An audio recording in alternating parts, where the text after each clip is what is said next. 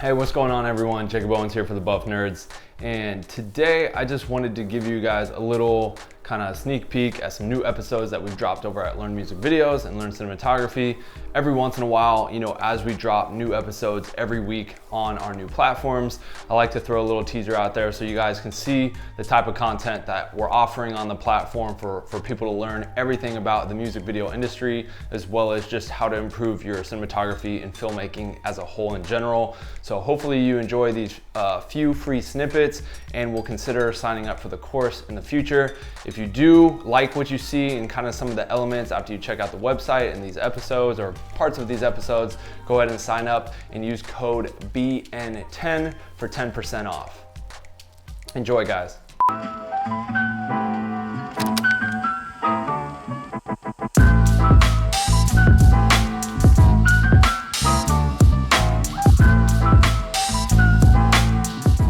Hey guys, Jakob Owens here, and today we're going to talk about 5 tips for shooting run and gun music videos.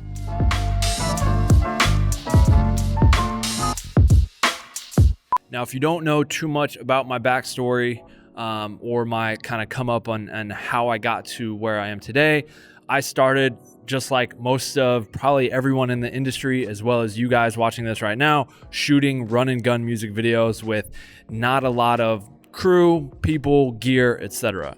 Coming up through my journey, run and gun videos continued on, and to this day, you'll still encounter the once in a while run and gun music video. I don't care what level you're at, unless you're just, completely shoving those all off the table.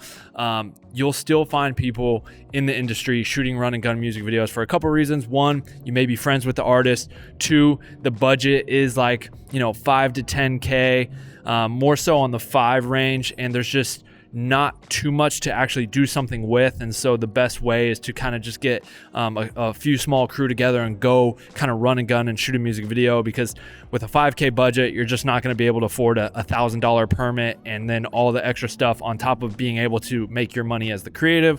So typically to this day, you'll still see a lot of people, directors, DPs, production companies still going out there and doing run and gun music videos. It's just a slightly elevated level run and gun, but still nonetheless run and gun.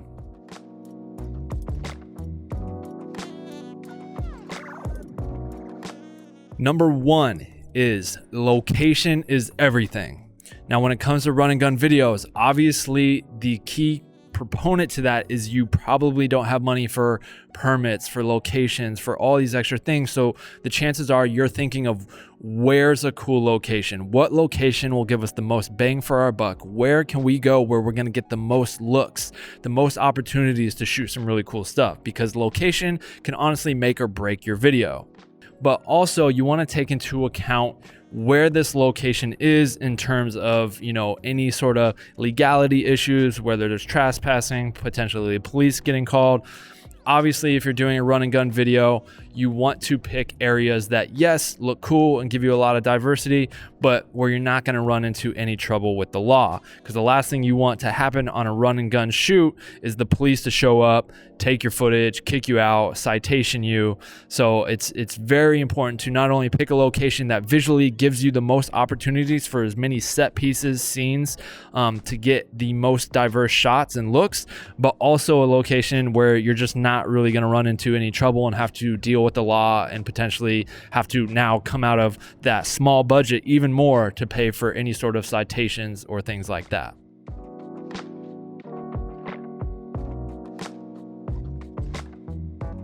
The last thing you want to do is be hauling around a bunch of equipment that is just going to eat into your day or eat into your time and energy to get all the shots you need to get. You don't want to be hiking up a mountain with a generator and all these different pieces of equipment. Run and gun, keep it light so you can go in and out, especially what the biggest thing is maintaining a low profile. And what I mean by low profile is typically when you are shooting run and gun, you are at the risk, because you don't have a permit, of running into the law, someone calling the cops or the cops seeing you. So again, maintaining that low profile as much as possible where it doesn't look like there's a huge production going on or it's this big deal where it looks like, oh, it's just some friends with a camera and they're out and about and shooting some stuff. You're gonna have much more a bigger opportunity for success in getting through your shoot without any hiccups, not only on the time front, but with the law, with police, and potential owners of properties and neighbors, if you maintain that low profile of not having a ton of. Today I'm breaking down a scene from a feature film that I shot called This Is Our Home. This is an indie horror feature, and this one was a lot of fun because the entire feature takes place inside of one house. And for the scene we're breaking down today, I wanted to do a longer extended take that kind of introduced a lot of the house, from showing different rooms and the architecture of the house. So we designed like a 3 to 4 minute oneer that basically introduced the characters, introduced some of the tension going on, and this is basically a scene analysis of that single take from this feature film. So before just dropping you right into the scene and doing a scene analysis, I feel like it would be helpful to give you a little bit of a backstory or context of what's going on during the film up until this scene. This scene takes place around the 15-minute mark of the feature, so I'm going to kind of fill you in what's been going on during those 15 minutes, some of the context and stuff that's been going on. That way when you watch the scene, you'll fully understand the framing, the composition, and some of the decisions that are being made to emphasize what's going on within the story. So the woman in this scene, she just had an abortion, and the boyfriend or husband, it's kind of unclear, kind of forced her to get this abortion. And that has really kind of caused a schism or a break in their relationship. They're still together, but things are definitely off, and they're trying to go to her parents' have like this mountain house to kind of rekindle their love and kind of re-spark their relationship. Because after this forced abortion, the main woman character in the film, Ray, she is just really despondent, super sad, super depressed. The relationship is damn near falling apart. So this scene I'm about to show you is right when these two arrive to her parents', mountain house. And as you watch this scene, you'll find that there is some tension. He's trying to lighten the mood. He's trying to, hey, it's going to be a great weekend. And she's still really carrying a lot of that weight from what happened prior. So I'm going to show you the full scene uninterrupted. It's about 1.5 minutes. And then after that, we'll go in and break it down. Oh, and one more thing. Before playing the scene, I've built this interface to show you a little bit of background of what's going on. From the length of the scene, the number of shots in the scene, is the scene being shot with a tripod, handheld, Steadicam, crane, or is it a master, wide, cowboy, medium close-up, or insert? These are just little identifiers. Definitely focus on the scene, but feel free to look around to see how the scene is being covered, what shots are being used. And, as I mentioned, this shot is a single take. It is a 1.5 minute shot. So there is no additional coverage. Everything kind of plays out in this wide or this master shot. But yeah, with that, let's jump right in. Okay, here we are. Wow. Yeah, check-in is to your right. Not too shabby. This kitchen is amazing.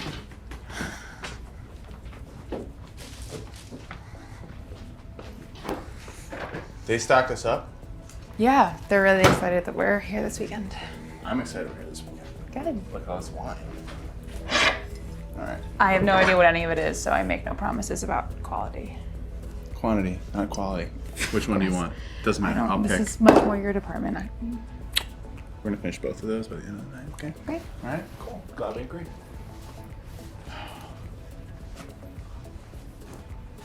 So we could live here, huh? Right? It's like a lot of space. Don't you think you get bored? I don't know. I'm just saying, no one else is using it. Let's at least try to have sex in every room of the house. Absolutely. Why didn't I think of that? Right? You just take it from there. Oh my god. What's that? What? Oh, nothing. What is it? It's nothing. It's just... Okay.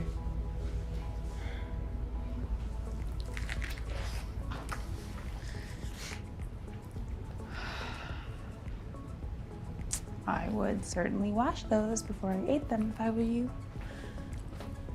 Tastes okay to me. And that's pretty much the scene. You know, it's basically a scene that pans through the house, follows these two actors as they sort of first enter and they're sort of settling in, and it pans from the door to the kitchen to the living room. And instead of having 3 different shots, door, kitchen, living room, we thought it would be unique to kind of give a little bit of tension by not cutting. I think the audience is very used to the cut. You know, we watch a lot of action films and it's like cut, cut, cut. And it's sort of, you know, you're expecting it. You're sort of, I think, used to it at this point. So when you sort of rob the audience of cutting and you stay on a certain shot, I think it sort of builds in, even if you're not a filmmaker, even if you're just, you know, maybe showing your parents who maybe don't even really know much about. So these platforms are lifetime subscriptions. There's not like monthly fees or all these things. You pay one time and you get lifetime access to everything that we upload and put on the platform. Not only from the business documents and stuff and discounts and things that are already up there, but the ever-growing catalog of episodes. Anytime we do new projects, we have new films, commercials, music videos and things, and we shoot new content, we build and generate content for that platform. So it's an ever-growing platform as we continue through our careers as well as other people in the industry, and we're always creating new things for the platform. So we hope one day you'll consider joining and learn how to improve your cinematography and make it in the music video industry. Thanks, guys.